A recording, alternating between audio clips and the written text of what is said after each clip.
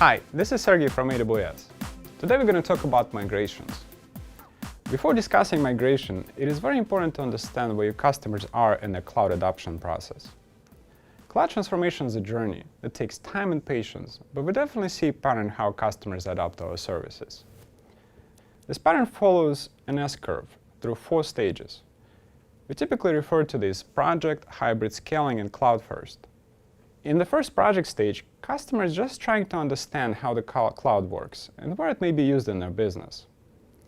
Typically, customers trying to get a few individual cloud-enabled projects going and is not looking for a complete business transformation. So we advise being cautious at this stage. You need to be particularly careful about trying to oversell in conservative organizations with risk-averse leadership.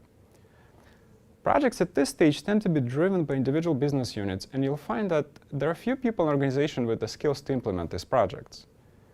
Here you need to work hard to identify and develop an AWS champion and find a project that's important enough to get him or her noticed. The key here is to demonstrate success through technical expertise. The Solutions Factory we'll talk about a bit later, we hope will be another useful tool you can use to help your customers at this early stage. As customer starts to prove out the value of individual projects, they'll eventually need to connect the existing internal infrastructure to the cloud. When this happens, we think that they have advanced to the hybrid stage. If your relationship at this point was primarily with individual business units, this is when you'll likely need to start working with central IT. If you're going to need to help central IT to understand how they can achieve the security, governance, and control that they're used to now in the cloud, and I'm sure as some of you have experienced, you may run into a healthy amount of skepticism from individuals who are fearful that their skills will become obsolete and the jobs will be gone. Here you can assure them that based on our extensive experience working with companies through all stages of cloud adoption, those that are transformed to the cloud in most cases need even more IT help because the businesses expand and they're able to achieve even more capabilities faster at a lower cost than their old data centers could ever allow. At hybrid stage, you should start working with the customer on setting up the cloud center of excellence in their organization. The customer's cloud center of excellence needs to become responsible for implementing the cloud's best practices throughout their organization. The center of excellence will help organizations evolve so they can take advantage of the most that the cloud can offer over time. And a third, scaling stage, the customer is all about preparing for large-scale cloud adoption.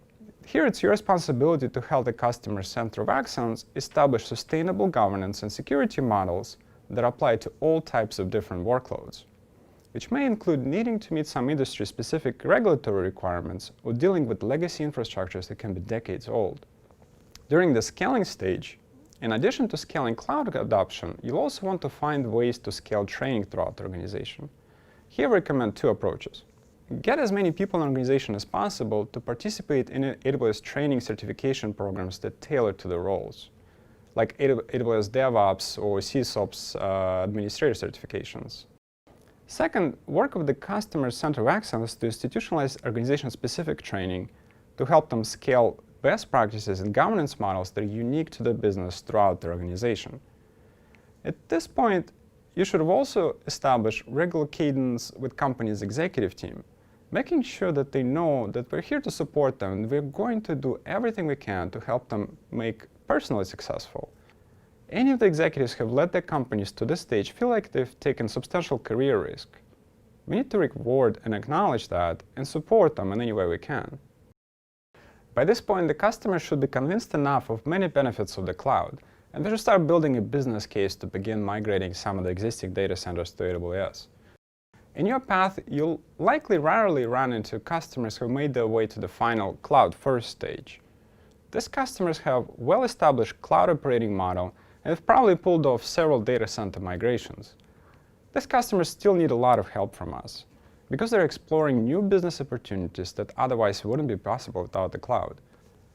In particular, at this stage, customers are looking to get help optimizing and maintaining their cloud footprint. AWS team can help a lot here. We provide many good resources, such as well-architected framework and security best practices, and we're constantly working on releasing new materials and workshops. We recommend checking out APN portal to find latest materials and stay up to date. That's it. We learned about 4 stages of cloud adoption, In the next video, we'll explore migration model and dive deeper into some of the migration-related tools and best practices and give you a good understanding of important elements of successful migrations. Thank you for watching.